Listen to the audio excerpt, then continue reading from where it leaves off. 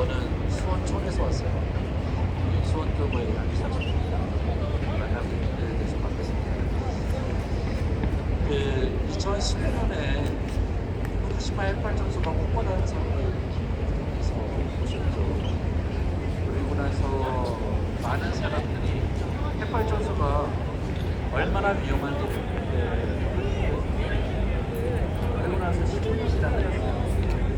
그래서 15년이나 흘렀는데 금방 안전한 세상이 될 것처럼 기대를 했었건만 정부도 탈원전, 탈핵을 하겠다라고 약속한 정부가 생겼었지만 실제로는 공부하고 권고한 핵 탈핵이라고 부르는 핵산업과 연결된 사업체들이 엄청난 범위들처럼 막 얽히고 섞여 있기 때문에 어떤 정부도 쉽게 핵발전소를 포기하지 못한다라고 스스로 얘기를 하고 있어요. 우리가 그렇지만 또 일본 또한 사실 지금 어떤 것도 해결하고 있듯이 15년 동안 우리가 핵에 방사능이 오염된 그 오염수를 더 이상 국산에 보관을 할 수가 없어가지고 바다에다 희석시켜서 버리고 있는 그 핵 오염수 문제를 때문에 전생이나 시도를 했었는데 그것도 몇 년 지나니까 사람들이 하는지 마는지 그냥 모르고 있어요. 근데 계속 하고 있습니다. 그런데 주변의 여러 수산물들에서 후쿠시마 인근 지역의 여러 바다에서 잡히는 수산물들 안에서 방사능이 검출되고 있는데 그런데 항상 발표가 되지 않는 이유가 일본 정부가 정한 기준치 이하면 방사능이 없는 걸로 친다고 합니다. 그래서 지금 현재 계속 진행형에 있고 그리고 무엇보다도 대불이라고 불리는 잔해물 핵 연료봉이 오열에 못 이겨서 녹아서 떨어져 내려가지고 물질 덩어리들이 있어요. 이게 엄청난 물질이어서 이걸 제거를 해야 되는데 안전한 곳으로 옮겨놔야 되는데 그거를 못하고 있습니다. 사람은 직접 할 수가 없고요. 사람이 닿으면 빠르면 1분에 길어도 1시간 이내에 사람은 직사를 하게 된다고 합니다. 몸이 녹아 없어진다고 그래요. 네, 그런데 그래서 강력한 소재로 둘러싸여져 있는 로봇을 들여보내가지고 그걸 제거하려고 했었는데 얼마큼 제거했을까요? 1g을 못 제거했어요. 0.8g인가 얼마밖에 못했던 것 같아요. 이런 찰나에 일본은 다시 구흥이란 걸 이야기하면서 핵발전소를 다 재가동하거나 혹은 이제 다시 지으려고 하는 이런 움직임들을 보이고 있습니다. 우리나라도 마찬가지죠. 그런데 저처럼 탈핵운동을 하는 사람들이 많이 예를 들고 있는 독일 같은 경우에는 이미 2013년 3년 전에 온전하게 핵발전소를 다 문을 닫게 됩니다.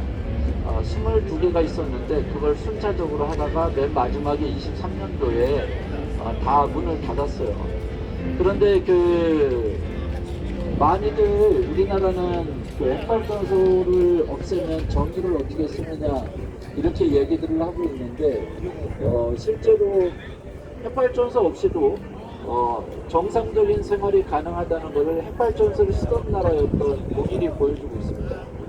독일은 지금 재생에너지를 50% 이상으로 늘려가지고 핵발전소가 차지했던 그런 전력 비중을 다 상쇄하고도 남고 있죠. 유럽 같은 경우에는 바다나 이런 것으로 나라별로 갈라져 있지 않기 때문에 우리와는 조금 다른 이런 문제가 있기도 합니다. 사실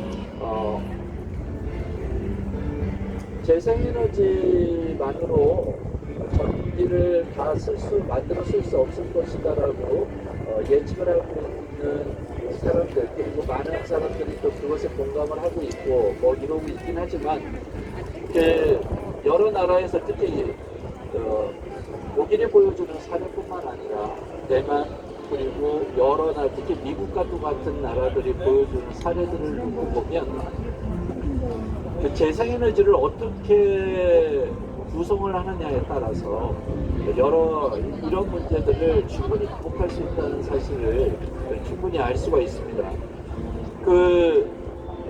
2024년도에는 처음으로 전 세계에서 재생에너지 비중이 전 세계 평균이 40%를 넘었었다고 그래요. 그러니까 우리나라는 10%가 채 안 돼요. 10% 중에 또 실제로 이명박 정부 때부터 붙여놨었던 신재생이라는 그 말, 이 신재생에는 그 폐기물을 태우는 소각하는 것까지 다 포함하고 있기 때문에 이걸 제하게 되면 그러면 또 기준이 떨어지게 됩니다.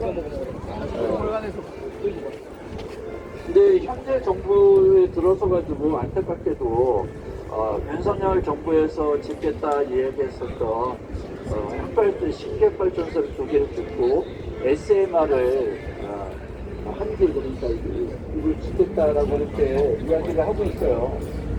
그런데 언젠가 대통령이 이재명 대통령이 국민들과의 어떤 대화를 나누는 그런 시간에 질문을 받고 했던 이야기 중에 하나가 햇발전선은 짓는 데만 해도 14억 넘을 기후위기에 대응하려면 지금 당장 에너지 전환이 이루어져야 되는데 14억 기다린다는 그 자체는 우리가 시간이 많이 든다는 것만이 뜻을 의미하는 것이 아니라 우리가 기후위기를 극복하는 기회를 잃어버린다는 것을 의미하고 있죠. 그래서 실제로 그랬었는데 그래가지고 탄핵을 할 건가 이랬더니 동네에는 갑작스럽게 작년 연말에 공론화 과정을 거친다 하면서 여론조사를 한 번 하고서 그냥 끝내버렸어요. 그렇게 해서 자기들끼리 알지도 못하는 사이에 토론회 한두 번 하고 그냥 끝내버렸지. 그래서 핵에 대해서는 이야기를 안 하는 게 좋다 라는 이런 기조를 갖고 있는 이스포는 해봤자 손해다. 핵발전소가 없어지기를 바라는 사람들도 싫어하고 핵발전소를 사람들도 싫어한다 이렇게 생각을 하는 거예요. 실제로 장관을 만났을 때 그런 뉘앙스를 느끼기도 하고 그랬었죠. 그런데 전 세계에서 핵발전소가 사고가 나지 않고 폐쇄된다 할지라도 나오는 그 쓰레기, 고진 핵폐기물이라고 불리는 그 독성 물질의 처리 문제 때문에 골치를 앓고 있는데 그래서 이 문제 때문에 상당수의 나라들은 핵발전소를 포기하게 됩니다.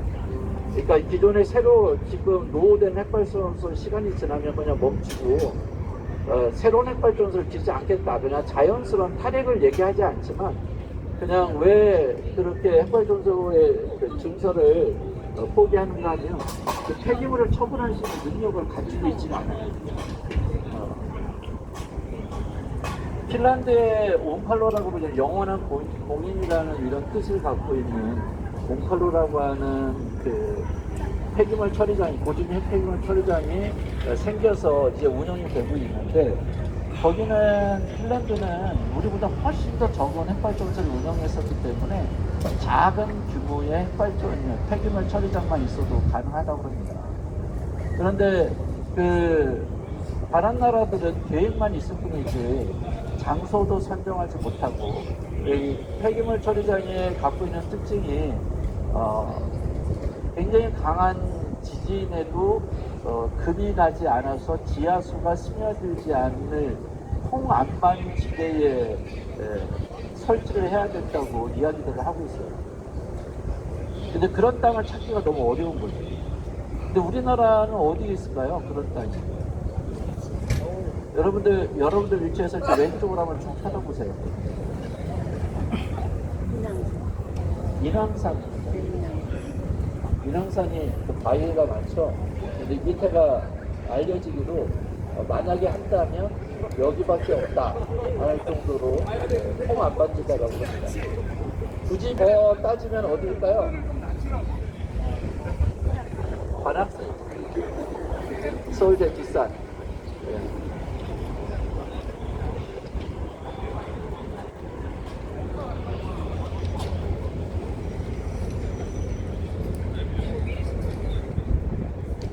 전에도 말씀드린 적이 있는데, 정부는 햇발전소를 우리가 갖고 있는 그 기술을 팔아서 엄청난 부를 국가에 가져다 줄 수 있다라고, 국민들한테 이익이 될 수 있다라고 이야기들을 하고 있는데, 또 마치 전 세계의 흐름이 햇발전소를 엄청나게 많이 짓고 있는 것처럼 이야기를 하고 있는데, 그 햇발전소는 전 세계 200개 국가 중에서 31개 국가밖에 없다고 합니다.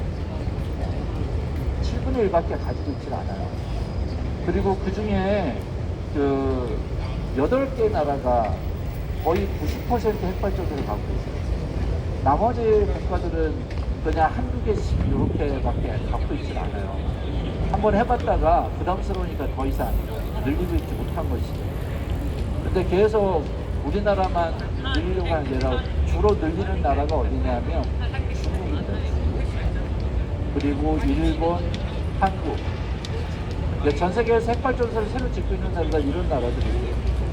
미국 같은 경우에는 알려진 바로는 미국에도 핵발전소를 새로 짓고 있는 시도를 하고 있는 기업이 있는데, 원래 건설 비용이 180억 달러였었대요. 엄청나죠. 그런데 지금 다 짓지도 못했는데 그동안 들어간 돈이 350억 달러랍니다. 그래서 핵발전소